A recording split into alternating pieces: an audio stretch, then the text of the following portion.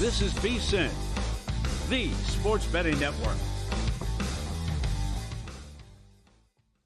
Follow the money. That's what I always say. You always follow the money. Yeah. This is Follow the Money with Mitch Moss and Paulie Howard on VSiN. Here we go. Welcome in. It is Follow the Money on VSiN, the sports betting network. Mitch Moss along with Jonathan Von Tobel today for the vacationing Paulie Howard. We're live in downtown Las Vegas from the Circa Resort and Casino. Tons of college basketball on the schedule today. One game in the NBA as the second half of the season officially begins tonight. A little NFL today as well. Good guests on the program. Tom Byrne, 30 minutes on the association. Adam Burke in the second hour of the program today. Some college basketball with him tonight. And Matt Human, same thing with him. JVT, you typically host VSiN Primetime, which is a great 4-hour show following this one right here on VSiN with Matt Humans. Typically, your co-host on the program. And I do listen to it every day on my drive home. And in fact, how do you like this? I like to have you guys with the volume on at night. Wow. This, specifically this time of year with college basketball on, the other games and the volume would be down. Little tricky once in a while now that we have a 10-month-old. Oh, sure. Yeah. So, he's getting old. Come on, get him up there. What was it like last night for you to be on the air? And Mike Palm talked about this game yesterday, as did I, and I kind of hate myself for not betting it. We both leaned and liked BYU, but did not have it on the card. What was it like to be on the air last night for 2 hours when you saw Kansas, the preseason #1 team in the sport, get their throats kicked in for 2 hours? So this was our VSiN Primetime game of the night last night. It was one, every night we have our game of the evening where we're really going to focus on. Very excited for it, best matchup of the evening. And I thought this really took it. Obviously, Villanova and Connecticut had played at 3:30, so it couldn't be our game of the night. So I was looking forward to this. And I was with you. When Humans and I broke it down, I was in on BYU. Thought it was kind of a short number. The second leg of the altitude trip, if you will, right? Utah, staying out there and in the state, having to deal with that. Kansas being an abysmal road team. BYU actually being a very good home team now. I think they're now 10-5 ATS at home. Kansas now falls to 3-7, somewhere in that range ATS away from home in true road spots. So everything kind of meshed together. But I was like, well, maybe the market's a little high after a big win for BYU. They just dismantled K-State over the weekend. So I'll stay away. And then we're watching it transpire, and you're watching BYU knock down 3 after 3. I think they start like 5 of 5 or something inside the arc. Like, you're getting everything they want. And so I'm telling Matt, I'm like, I came into this liking BYU, but I'm going to see if I can get like 10.5 and 11.5. So I go to bet 11.5, immediately goes like 10.5 minus 150. I'm like, nah, I'm going to wait and see. I'm kind of irritated, right? Like, God, of course I missed out on this. And then I watch BYU extend the lead once more, and I'm like, well, some things are meant to be. Thank God I did not get in on this, because that would not have been close. That was an ass-kicking of the highest degree, and that was amazing to watch that happen. It looked like they all hate each other out there. I don't know what's going on with this team. Oh, wait until you hear what Bill Self said after the game last night. And so I said basically back end of our show, leading into your program last night, I want nothing to do with this Kansas team. Yep. And I thought about it before the game started. I'm like, what number would I need to take Kansas? And I said maybe I would take 6. But even if I would have pulled the trigger, and that might sound stupid to some of you because, oh my God, the number would never have been 6. But I'm telling you, I've watched this team play several times. I have a future bet on them that has zero prayer of cashing because they are one and done. Probably, I don't even know. This sounds nuts too. They're going to finish with probably 12 regular season losses and get bounced right away. They're going to be a fringe tournament team. Or they're like a bubble team. If you realistically look at the resumes at the end of the year, they could honestly be like on the bubble. People will not consider that because it's Kansas and they'll have some quad 1 wins and they were preseason #1 like I talked about. But I think best case scenario right now for this team is to be in the 8-9 game. Yeah. Humans and I were talking about this yesterday. Realistically, probably a 7 seed because they're Kansas and they're going to get the benefit of the doubt. I don't know about that. But either way, they're going to be along that line. And it's funny because Humans and I were discussing another team that could potentially be on that line, which is like UConn, right? But if you look at UConn, there's some injuries to kind of, all right, there's been this, like that would be a dangerous 8 seed potentially once you get to tournament time if they get all their stuff together. Kansas, I'm with you. I mean, no matter where they fall, 7, 8, 9, do you really think they're going to be any danger? They've been awful away from home, as we've already mentioned. The offense has been up and down, has been all over the place. The defense has been poor at times. I mean, you look at the game last night, go back to another road spot where in the second half against Baylor, they get run off the floor by the Bears a couple of weeks ago on a Saturday. I have seen no upside with this team at all. No, none. It's getting worse. Yep. And the fact that they were laying 7 in Utah on Saturday night was astonishing to me.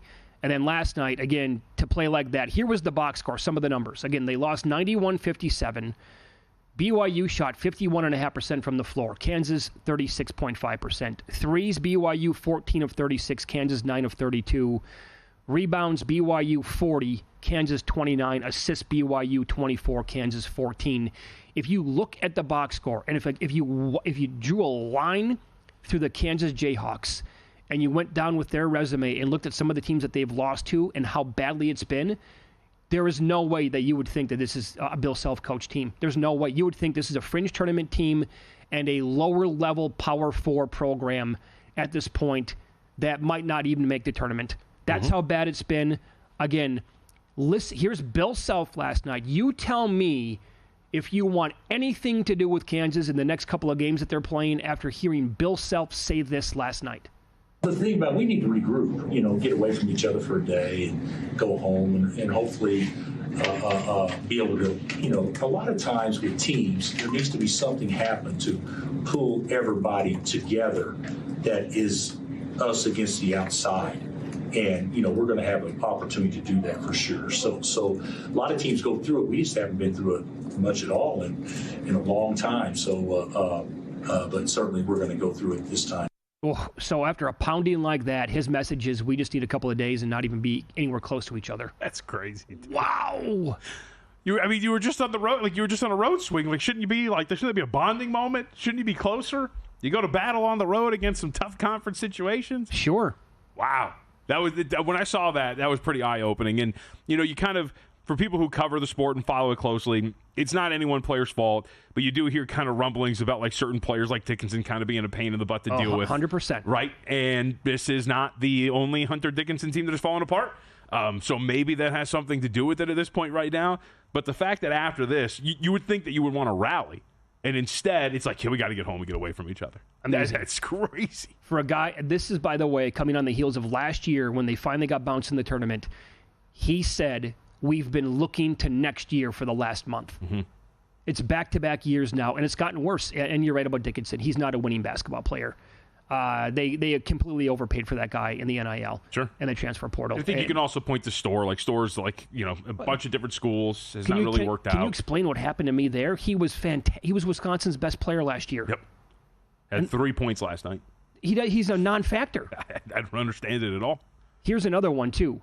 The melt by UCLA at home to a bad Minnesota team. They lost 64-61. They were up big at halftime. They missed, 10 free throws in the second half? Mm-hmm. And it's funny that Mike Palm was on the show yesterday saying that, Mick Cronin with his, post-game speeches now, and everybody's kind of copied him because he eviscerated his players earlier in the season. Now he's turned into a, funny man. Open mic night here with Mick Cronin and pretending sarcastically here to take the blame after what happened last night. You're up 29-12. Do you feel like guys just kind of took it for granted at that point? That you have to ask them that. I feel like we didn't play well. And if I say anything, then I throw players under the bus. So here's what. We didn't play well. We're poorly coached. That's why we don't play well. So poorly coached, we didn't know Dawson Garcia was going to spin back to his left hand. We had 2 guys on him and let him lay it in. So I guess we didn't go over that. I guess we didn't go over, don't let him just stand there and shoot it. I guess we didn't go over, converge on him like everybody else in our league does. I guess we didn't go over it. So it's all on me. Oh, man. So the Self thing is completely different than that, in my opinion. If once I heard that as a UCLA player, again, Cronin going down that path, I'd be like, screw you, pal. Just knock it off. He's now turning into, again, Mr. Sarcasm to throw every single player on his team essentially underneath the bus. This is I love what Pitino did, and that came out in the Red Storm Rising, that halftime of the Providence game. He's challenging his players. He's not being passive-aggressive whatsoever. He's calling them out, dropping F-bombs the whole time. Where did you guys grow up? Mm-hmm. What is wrong with you? Have you ever faced adversity? And I thought that was awesome coaching. Listen to this stuff from Self and Cronin. I'm like, oh, my God, they've completely lost their teams. Yeah, for Cronin, it seemed to work for a while, right? They went on that winning streak, and look, maybe they were winning in spite of it. But I think there's a case to be made where maybe you do it once, but the constant, like over and over every again. single time, these guys suck. They think they're better, blah, blah, blah, like over and over and over. At some point, I think you do run the risk of losing the locker room. And now you've lost 2 out of the 3, right, that you've played here. And your schedule coming up, it's not the easiest thing in the world. You still got to go to Purdue. You end up with a regular season game, a rematch, of course, against USC. So that's going to be pretty interesting because that was a hard-fought battle for you the first time around. But I'm with you, like, the first time I think he delivers the message. But then afterward, you would think maybe you keep it behind closed doors and try to do something there. Right. Another performance last night that was phenomenal. Wisconsin, 95 points. Yep. I heard Human say this at the beginning of your show last night.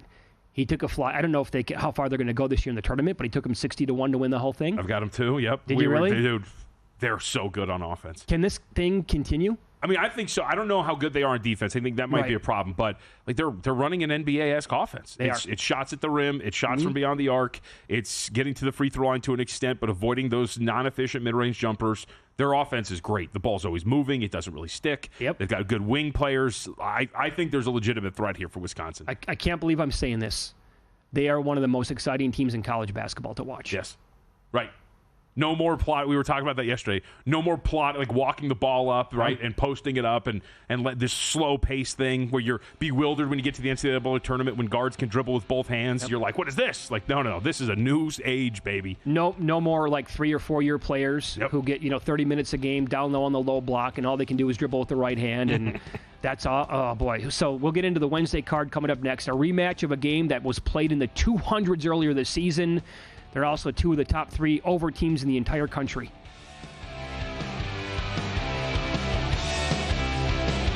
Time. There's nothing more valuable.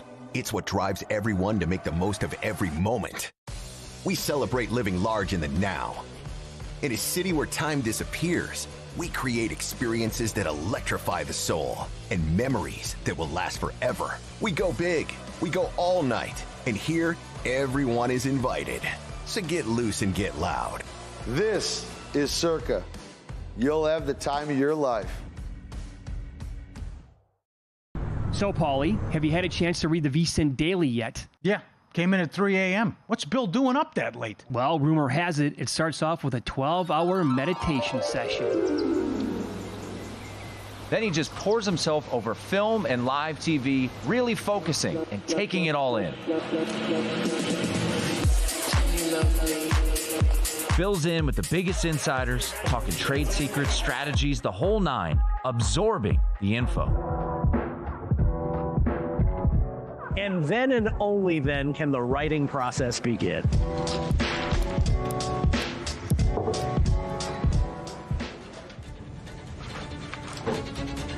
In Las Vegas, Bill's late night becomes your early morning. Wake up to the very latest betting insights in your inbox with the VSiN Daily.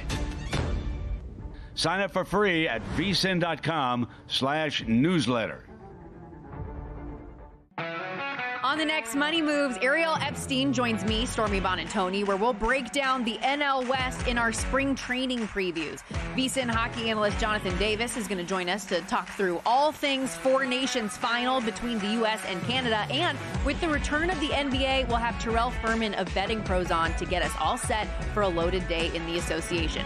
We'll dive into all that and break down the latest news from across the sports world starting at noon Eastern, 9 Pacific, right here on VSiN.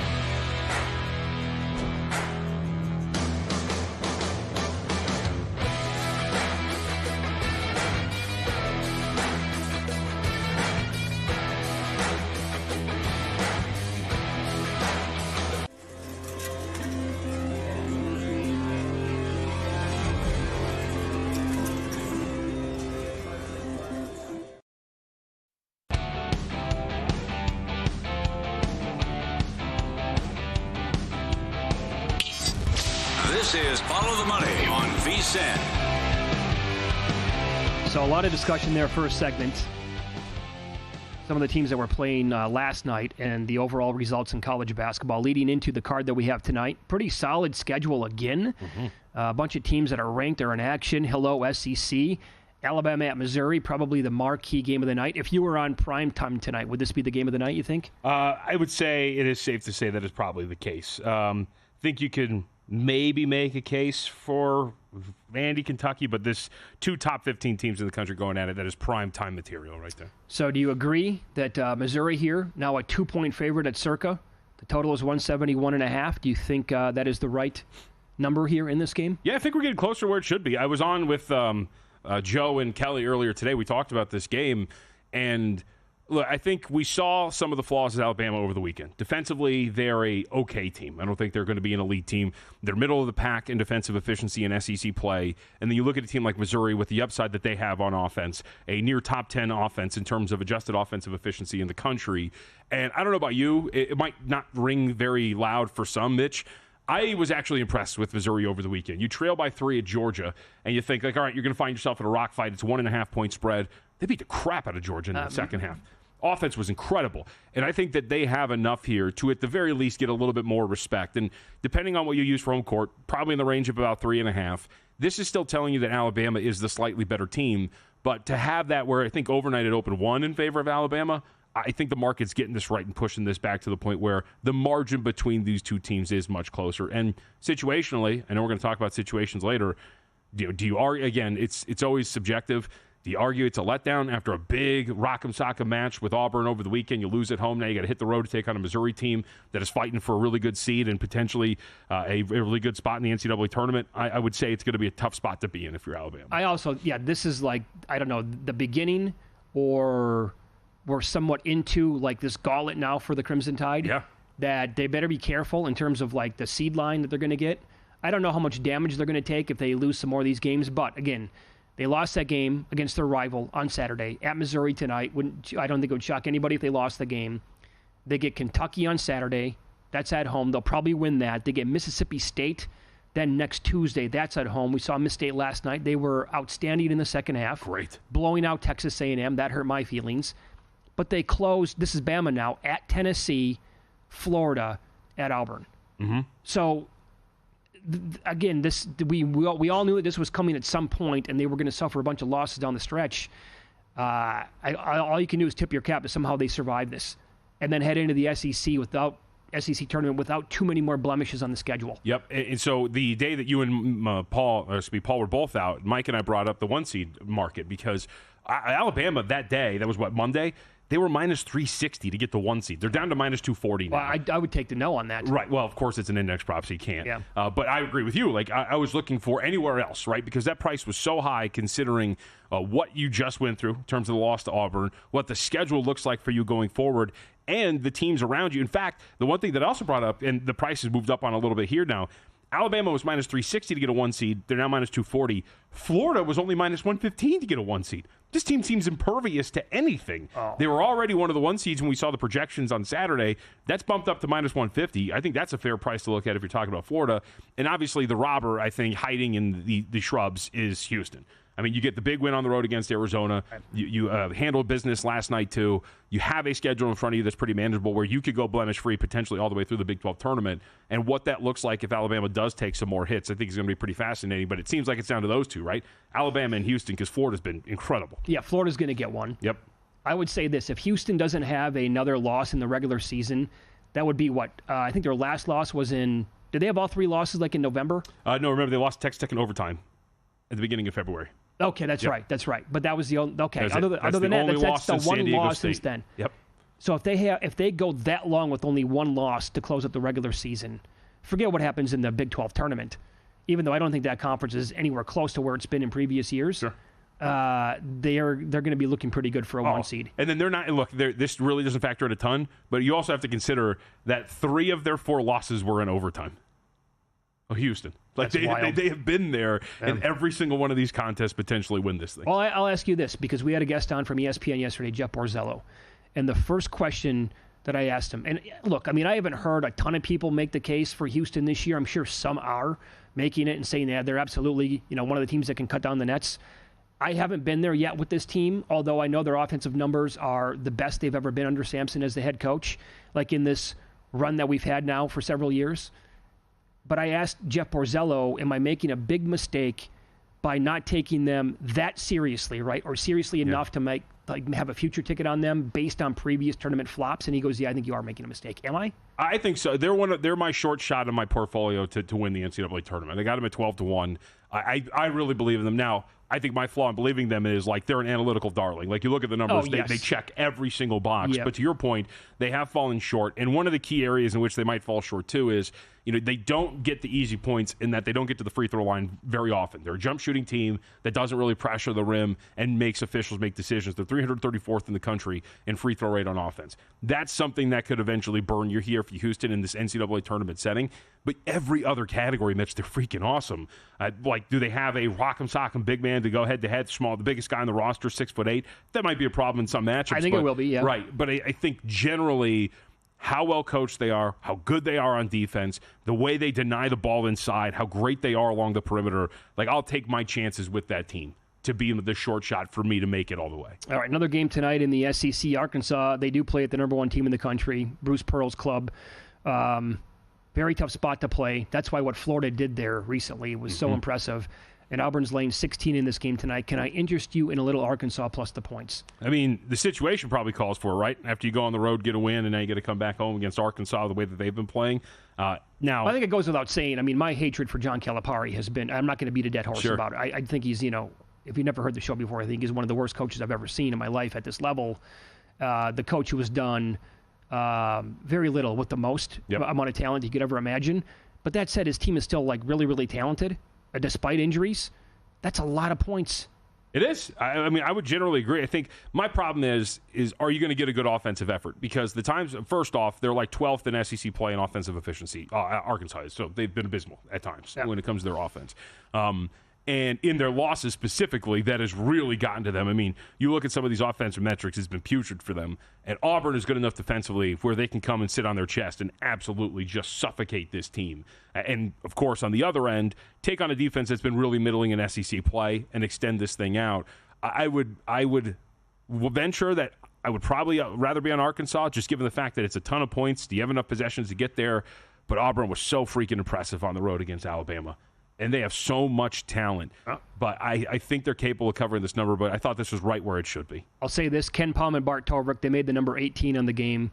But Tyler Shoemaker here at VSiN, all his numbers are available. When you go to VSiN.com, he made it minus 12.7. Wow, it's a pretty big edge. So that would tell you that I'm guessing that he thinks, okay, maybe the dog here worth a bet. Quickly here, Vanderbilt plays at Kentucky tonight. Vandy, about a 5.5 point dog, total around 161.5 or 162. This, to me, was going to be a play on the over, following this Kentucky team all year long. A lot of their games, not the first time they played Vandy, but a lot of their games have gone way over some of these numbers. Projections tonight, Ken Palm has a 170, Torvik 173. Kenny White made it more than 171. I bet first half over 77.5 for a smaller bet and over 162 earlier today. I like Kentucky here. Now, I was waiting to see if this would get to, because there were some spots that were at 4 this morning when I went on with Kelly and Joe on a numbers game. Wanted to see if it dipped to the 3.5 mark, but I thought the market was kind of over baking in the injuries. We get it, right? You're missing two guys for Kentucky. But to sit here and say, all right, we're floating around maybe a point difference on a neutral between these two teams, even with the injury, I think it's a little short and not giving Kentucky enough credit. I know how bad they are on defense at times, but I thought that the number dictated that this should be a little bit higher. We're starting to climb back up, but I thought the market was over baking in some of the absences for the Wildcats here. I like them in the spot, especially coming off the loss on the road to Texas. Very good. We have more games to get to. I can't wait to hear your breakdown of New Mexico and Boise State a little bit later on. Here, I got to pay off the tees in the Summit League tonight. Very exciting league. St. Thomas plays at South Dakota. The total around 176. It was 119-104 the first time they played. South Dakota is the second fastest team in the country. 24% of their points come at the free throw line. 10th most overall in the land. St. Thomas, effective field goal percentage, number 2 in the country at 59%, but 298th on defense. South Dakota 19-5 to the over, second best in the country. St. Thomas 17-6-1 to the over, third best. The total the first time they played was 167.5. JVT, it was 60-51 at halftime, and then the two teams combined for 112 points in the second half. Whether you're at home or on the road, on the go, wherever, more ways than ever to tune into VSiN. Stream us live, VSiN.com, VSiN Watch app, YouTube TV, iHeartRadio, Fire TV, Roku, and now SiriusXM channel 158. No excuse, folks. You can take us wherever you go. Go to VSiN.com for the full programming schedule as well. Those are startling numbers. That doesn't mean that I'm telling you to bet it, and doesn't mean that I have bet it, but I'm not going to be surprised if we're sitting here tonight looking at a game that's 101 to 85 again. Yeah, in that range. That's how they play. Getting in on these. Yeah, I was going to say I got to start getting in on this a little bit more. The Summit League. Yeah, it's great. You hear about it all the time. Don't watch enough. I've been, as you know, following the Horizon League a little bit too much this year. Tom Byrne joins the program next. NBA host, Mad Dog Sports Radio, Sirius XM. How is he betting the one game on the board tonight? And what futures does he like in the second half as it gets underway?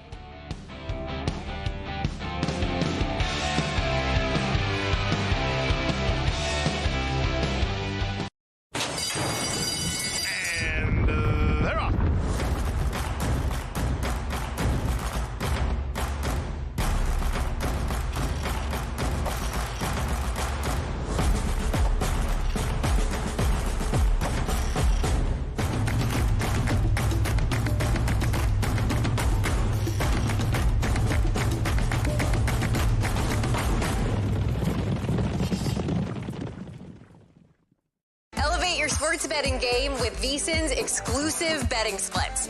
Stay ahead with real-time market trends and track bet percentages on any matchup, then uncover the edge by comparing them to the amount of bets placed to find out where the sharp money is headed.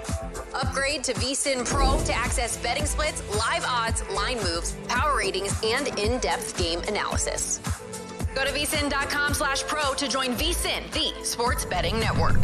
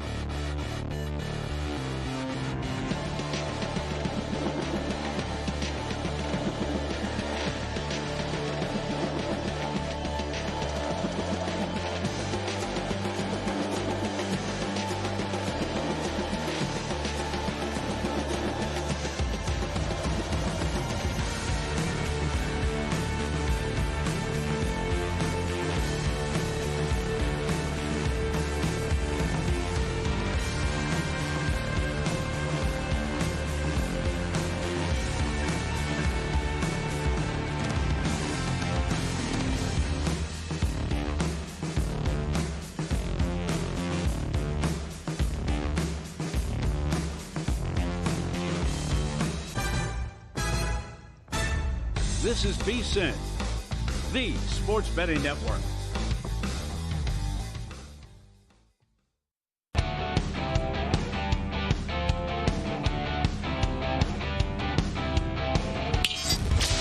This is Follow the Money on VSiN. All right, so only one game tonight, but I do have a bet on it in the NBA and a loaded schedule tomorrow. And to talk about it now with us here on Follow the Money, Tom Byrne joins the program, host on Mad Dog Sports Radio, Sirius XM Channel 82, and he is on the Progressive Guest Line. Tom, thanks for the time as always. How are you today? Doing very well, gentlemen. Always appreciate you guys. Yep, same here. Love talking to you. So do you find this game intriguing enough with the numbers overall to have a bet on it? I bet it when it was, now I know it opened up shorter than this. It opened up, I think, around 223.5, but I grabbed the over at 227.5 based on the form the Lakers had offensively and defensively, by the way, going into the All-Star break. Yeah, anytime it's the Lakers, I would lean over automatically, right? Because I just don't think this LA team is going to be able to play too much defense. They don't have a center. Nobody cares about Alex Len. Let's not get too excited about that. So as exciting as they're going to be offensively at times, and you'll get some Luka magic, I just don't trust his defense at all. And that's why that trade was more a play for the future than the here and now. The only problem I have with playing this game, it was 13.5 2 nights ago, actually, when the numbers first came out. I didn't know about LeBron because he didn't play in the All-Star games, down to 12. I still got to wait for LeBron and some news there. And then you got to worry about Charlotte. They're missing 2 of their top 5 guys as far as the minutes are concerned. So I'm not going to be playing much of this game at all, I don't think. In terms of the totals for the game for the Lakers, over, yes. The other tack that I've been taking, Tom, is a team total over for their opponents. Would that be something to continue worth looking at down the stretch? 100%. Now, eventually, I would think the market starts to, pick this up, that they're not going to be very good defensively. So you're going to have to be a little careful at that. I like to model these sort of things, not just go with my gut, but I definitely think there'll be some value to play. Maybe some Lakers team total overs, but I like the angle you're taking as well. Maybe some opponent overs as well. They're going to have a lot of these 120, 118 type of games, I would think, here on out. So you live in Philadelphia. You're well aware, obviously, about the 76ers team and the history overall, especially over the last handful of years. They are hosting Boston tomorrow night. I hope to God that they've had enough rest here that everybody can maybe play in this game for them tomorrow night. But do you have any opinion overall on that game? Yeah, the best future play I made, guys, this offseason was letting go of my season tickets. That's the best future I made in a long time. Probably saved myself 5 dimes right there. As far as the game tomorrow night, Mitch, you and I are sitting on a lousy ticket already. I mean, last we spoke, I was in agreement plus 110 to be in the Final 8 in the East made sense already. I'd love to get off that. But I would think they play, and to that point, I already took the 8 with the 76ers. I can't see Embiid. I know he's got the knee. What else is new? He's always injured. One thing about Embiid, though, if he can play, he will play. I would expect him to be out there. Paul George has been terrible, but I would expect him to be out there. Maxey's dealing with a little something. They're not being, very forthright about it, but I expect him to be there too. Now, I could be throwing my phone when the official injury report comes out, but as long as these guys are going to play, I do think taking 8 makes a lot of sense. Big picture, like you guys talked about with the make-miss playoffs here, Tom, do you get a sense of what they're going to do in terms of this protected pick? Are they going to go for this? Are they still going to try to get in? What do you think their objective is? It's a great question. I'm not 100% sure. The best thing that ever happened to the Sixers, JVT, is the Eagles winning the Super Bowl. Because nobody in town cares nor even thinks much about the 76ers. Not that I listen to a lot of local sports radio anymore, even though I know all the guys. I know how it works. It's all Eagles all day. So the Sixers have kind of been under the radar. They haven't had to answer a lot of the tough questions you might assume. I would think Daryl Morey's feeling a little desperation, quite frankly, to figure this out because his track record so far as a Philly GM hasn't worked well. I still think I'm of the mindset that they're going to go for it because how many prime years do you have left of Joel Embiid? And Paul George is already declining. They've got to go for it, even if their chances are slim, and they are. I still think you've got to go for it in the here and now with Embiid, who's 30 years old. What do you make of this total in the Bulls-Knicks game, 244? But my God, we've seen some of these Knicks games go to the moon. And Chicago defensively, I mean, they participate as well. 244, is that high enough for you to say I can't play the over in that game? Yeah, I think it's a little too high. Now, I am incredibly down on Chicago. The play that I was thinking about taking here is the 13.5 with the Bulls, believe it or not, but that's a swallow hard play if there ever was one because it's the same Bulls team that lost by 155 to the Detroit Pistons 2 games before the break. You figured, all right, next game they'll show a little gumption, bounce back, and they got smacked around, failed to cover the number again. So this Chicago team feels like a lost cause. And obviously this New York team is not quite as good defensively with Karl Anthony Towns, as dynamic as he is offensively. So I get the, idea of going over. That's just such a high total in the NBA. I'd be a little careful with that. All right, what about a big Southeast Division battle? Atlanta takes on Orlando. This is a 1.5-point spread in favor of the Magic on the road. Hawks have been actually a very good bet-on team down the stretch going into the break. I think they covered 7 straight. Orlando, one of the worst bet-on teams in offenses in the league. Do they deserve to be road favorites here? No, my numbers make Atlanta a slight favorite. So I'm on the 1.5 with the Hawks. I've been riding them quite a bit. You mentioned their little run here against the spread. I've been on many of those games. Not that I'm here to wave any Atlanta pom-poms. They're doing nothing significant in the future. Don't get me wrong. But this is about covering numbers. My numbers made this Atlanta 2, believe it or not. So I was a little surprised when I saw the 1.5. And even though I hadn't seen the injury report yet, that was enough for me to jump on that number. Really quick, I've been advocating. I already have them to make the playoffs at 2-1. I was telling Paul the other day, 6-1 in Atlanta to win this division when they're all within a half game of each other. What do you make of this division as a whole and these 3 teams, Miami, Atlanta, and Orlando? Yeah, you know what? I thought this was going to go Orlando's way. I know the injuries have played a big role here, quite obviously. But at this point, let me look at what I feel like is going to be the final tally here.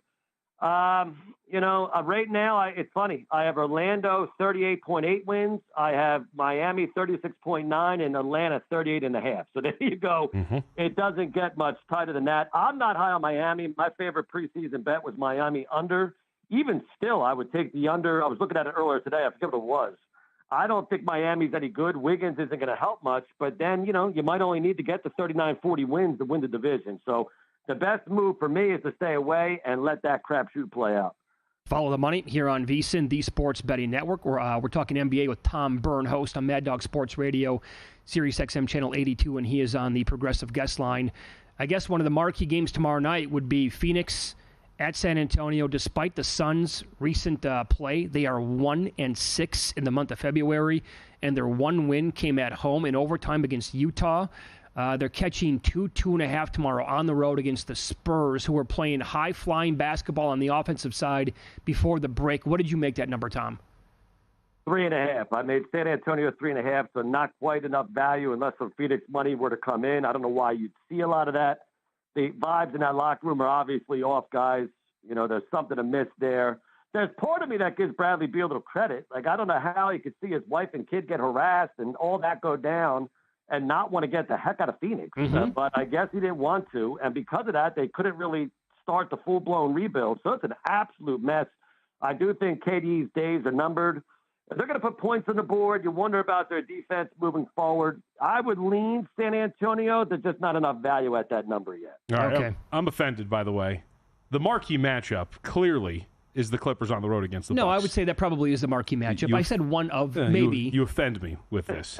And remember, your Bucks, Mitch, went out to L.A. about a month ago, and James Harden ran circles around him, and it was a tough one. Oh, I can't. There's no way. One of the bets I would consider for tomorrow would be the Clippers. What do you make of that, Tom? Because it sounds like practice-wise, it was reported, I think it was Eric Nem that said Doc Rivers told reporters, everybody, including Giannis, practiced, so it looks like they're going to be full go here for Milwaukee. Yeah, listen, I can't trust Milwaukee with Doc Rivers in the biggest of all games. Not this game. This is just another one of 82. That's more a moving forward type of deal. As far as this game's concerned, this should be closer to a pick'em. So I would lean with the JVT Clippers, who are kind of lying in the weeds a little bit. Again, I'm not going to play this game. I'm on a number of other games, but I'm definitely keeping an eye on that number. And the lean would be, it's Clippers or pass for me. Okay, well, we have about a minute left here. What else would you look at for tomorrow on the card? Well, I'm on the Nets. I just think the market's been way too down. They stink, but they could stink and still cover plenty of numbers. I thought one of the other easy plays before the year was Brooklyn over their total. They're going to fly over that. 13.5 is just a lot of points. Now, maybe it's a pick-your final score game for Cleveland, but, this is the type of game that if you're going to make money in the NBA, sometimes you got to play. 13.5 with the Nets is a game I'm on. I'm also going to think about the Blazers pending the news on LeBron getting 5. A back-to-back situation when the other team's had a lot of rest is worth 3.14 points if you aggregate the numbers between the last 2-3 years as far as the rest is concerned. Plus, they've been a cover machine for a while, so that's another game that I got my eye on as far as tomorrow is concerned. +5 with the Blazers. Very good. You can follow Tom on X. He's at @1TomByrne, and you can catch him weeknights on Mad Dog Sports Radio, Sirius XM Channel 82. Thanks, Tom. We appreciate it as always. Anytime, fellas. VSiN.com/subscribe, folks. Check it out now. Sign up for as little as $9.99. That's the introductory offer. You're going to need it, all right? You see the guy holding the basketball? It's hoops time, folks. NBA is about to get started again. March Madness around the corner. You'll need everything we have to offer. Daily best bets, exclusive betting splits, and the March Madness betting guide. VSiN.com/subscribe. $9.99. As Paul likes to say, less than a box of donuts, a pink box. Check it out now. Up next, we'll discuss an off-season wish list in the NFL. I called for this move when Myles Garrett first asked for a trade. Others are saying the same thing. And if this were to happen, they're going to suck me back in again this year.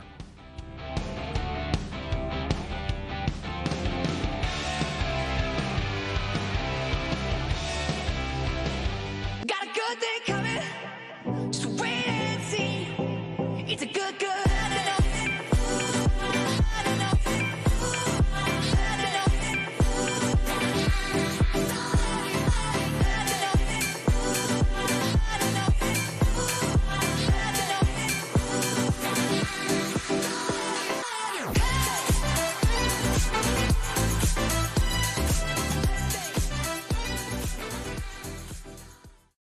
Sports betting game with VSiN's exclusive betting splits. Stay ahead with real-time market trends and track bet percentages on any matchup, then uncover the edge by comparing them to the amount of bets placed to find out where the sharp money is headed. Upgrade to VSiN Pro to access betting splits, live odds, line moves, power ratings, and in-depth game analysis. Go to VSiN.com/pro to join VSiN, the sports betting network.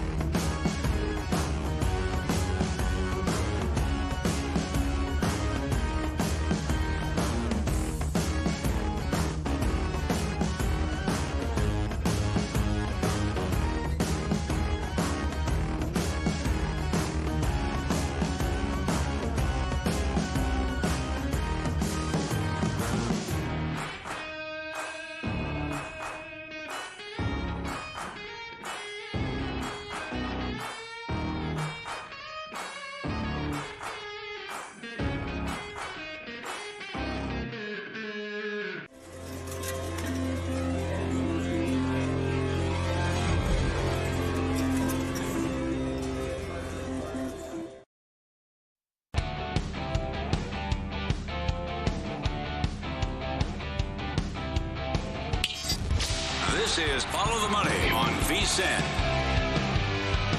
Welcome back. We are live in downtown Las Vegas from the Circa Resort and Casino. Mitch Moss along with JVT in for Paulie Howard today. Coming up top of the hour, we will get into situational betting in college basketball and why it might not be such a good idea to go down that path as much as maybe you used to when it comes to betting games in this sport. When Myles Garrett in the NFL, when that news first came out, that he went to the Cleveland Browns and said, I want to get traded because I want to go play for a contender. I want to win a championship. The first team or two, or maybe even three, that came to your mind are like, you know what, I could see this happening, or that would be the ideal landing spot for him? So I think ideal landing spot, the three teams that came to mind immediately for me were Buffalo, Washington, and then I think a sneaky one just because their defense is already pretty good, and if they had this, it'd be great. Houston, I think, would be a pretty dynamite squad if you put him in that mix with how good that defense was. Well, that would be last year. nuts. Right. And that would be just an embarrassment of riches, right? And then all of a sudden you're talking about a team that I think could really contend in a division that stinks. But I think Buffalo, Washington, for sure, were the top two that came to mind for me, and I think probably for a lot of people. So I had two of those teams. I had Buffalo and Washington. Mm-hmm. Never thought about Houston. But the number one team that came to mind to me was Detroit. If they would make a move for him, and am I overreacting to how many injuries they had last year? Of course. Well, possibly, but they also lost their defensive coordinator. Mm-hmm. Hutchins is going to come back off the injury, and I thought if they could team up Hutch with Garrett, that is a pretty damn scary 1-2 combo on the edge. I mean, look, they had pieces everywhere, but look at the team that just won the Super Bowl and how they did it. I know. With a defensive line that was an absolute terror at multiple positions. And, I mean, look, they didn't have to blitz against Mahomes, and they killed him. Yep. And we see, it's so funny how many times we see it in the NFL where, like, you look back at these teams that were dominant defensively, and some of the biggest strengths are the ability to just rush for and generate pressure while allowing your defense on the back end to do what it needs to do. And if you can generate that pressure with these two guys, pick your poison. Who in the world are you keying on with those two guys that are going to go after you in that regard? I think it'd be an incredible addition. I mean, I'm always down for loading up on key positions. And when you talk about the importance of positions in the NFL, edge rusher's right up there. Oh, no doubt. Outside of quarterback. And if you can get these two and just go all in on a team whose windows are surprisingly small in the NFL. And so with both your coordinators gone, why not really tie into this and go, we might take a step back in terms of preparation and coordination, but in terms of talent, we might be better this year. I mean, if you told me, right, Mitch, you're going to take over a team as the GM, but in order to get the job, you have to tell me how you're going to build the team. Like, what is the most important thing to you? Obviously, quarterback's going to be number one. The second and third most important parts of the team, to me, would be the line, the trenches. Mm-hmm. And to me, you can have a great conversation about whether or not that's the offensive line or the defensive line. Because we ran down before the Super Bowl plenty of examples about when great quarterbacks had their biggest problems, and it was against a front four with no additional pressure whatsoever. And when you get to guys like Brady and Mahomes and others like that, they basically have no chance. Yep. Again, in that Super Bowl a week and a half ago now, how many quarterbacks would have shined against that front four? None. Not a single player in the league. As you've already alluded to. Just look at the two Patrick Mahomes losses that he's taken in the Super Bowl. Right. They were carbon copies. Offensive line was a nightmare, and the defensive front that he was facing got whatever they wanted every single time. They just had to pin their ears back and go. Yep. New story today on ESPN.com where they had a bunch of predictions for next year, and I think it was like 12 different writers or personalities at the network came up with their wish list, and I think 3 people said Myles Garrett traded to the Lions. There was one person who said to the Bills. I couldn't argue either. I mean, that would be an amazing pickup for Buffalo, exactly what they would need.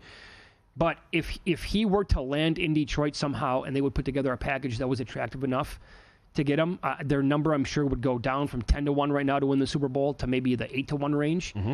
But, man, I did that. They were my team last year because I thought Johnson was going to be gone. He is. The fact that they lost both coordinators and their upcoming schedule is a complete meat grinder, the exact opposite of what it was this year.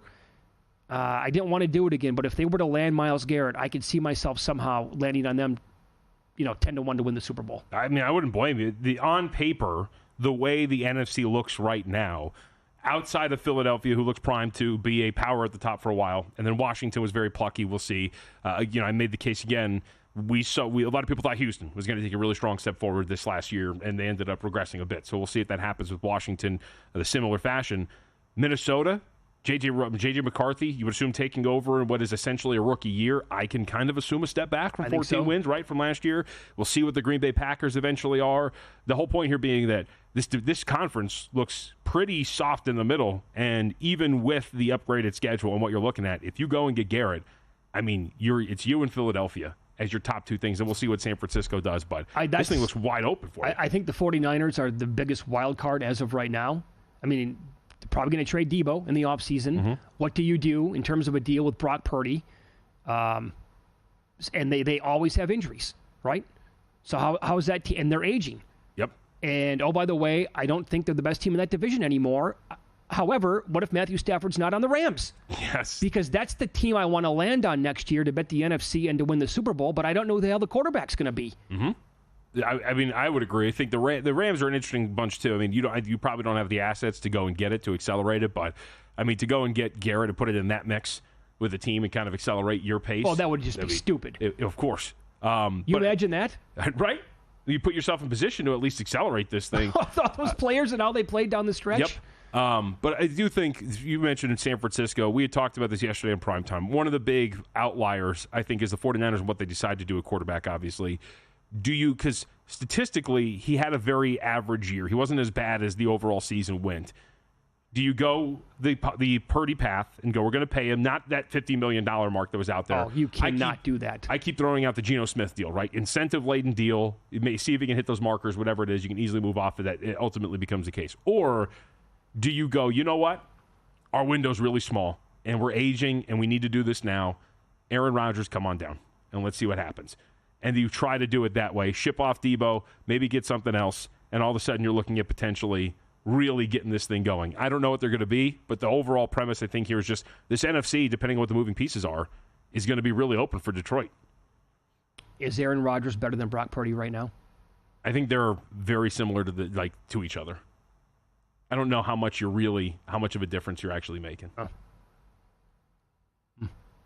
Would the Rams trade Stafford inside the division? Trade him to San Francisco? Yeah. I wouldn't do that. I think you're handing dude, Stafford's a gamer, man. Stafford's awesome. He's so freaking good. He got better as his career got longer. And you're willingly saying, here, go ahead, open the window a little bit more, take this guy. We've seen it before. Donovan McNabb shipped inside the division. Now, but you're on a razor's edge if you're San Francisco because you're an older team with the guys who have been very oft injured, and now adding Matthew Stafford to that mix. You're saying, dude, our window is now, like literally this year. Oh, it has to be. Yep. Also on their wish list at ESPN.com, Davante Adams signs with the Chargers. I'm on board. Sure. I like that. You need it. Those receivers could not find any space against Houston in that playoff loss. And which team moves the needle the most for T. Higgins? The Commanders, the Bills, or the Patriots? I've actually kind of been making the case for the Patriots. If you realistically look at it, if you go and sign T. Higgins, you've got Drake May there. Then defensively, you can add some pieces, and all of a sudden you're looking around. Like, let's say if somehow you can get Abdul Carter or something like that.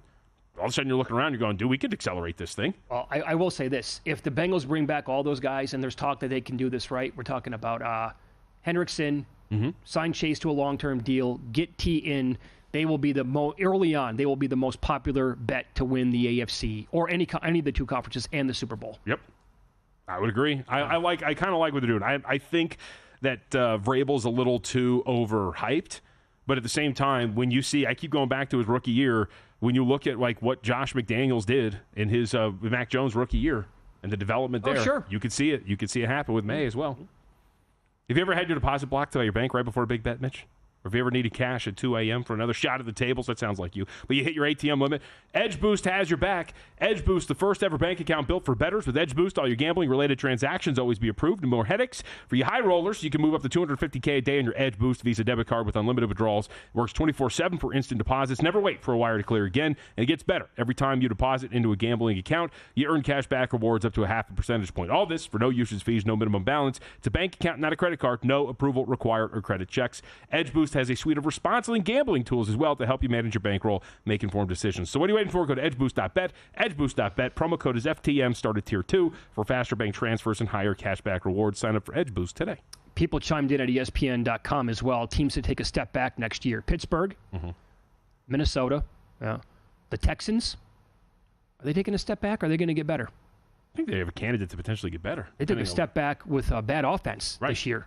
You change the way you coordinate your offense. C.J. Stroud's a little bit better. The Buccaneers, the Lions, well, they won 15, so naturally. Washington, the Chiefs, and the Broncos. I think the Chiefs are a sneaky strong underplay next year. I think there's a lot of What do you make the indicators. number? I think you're probably still going to make it like 10.5.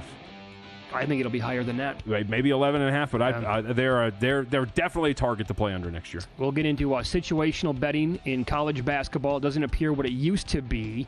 We'll go over some of the recent results and tie in why the market overvalues the angle coming up next.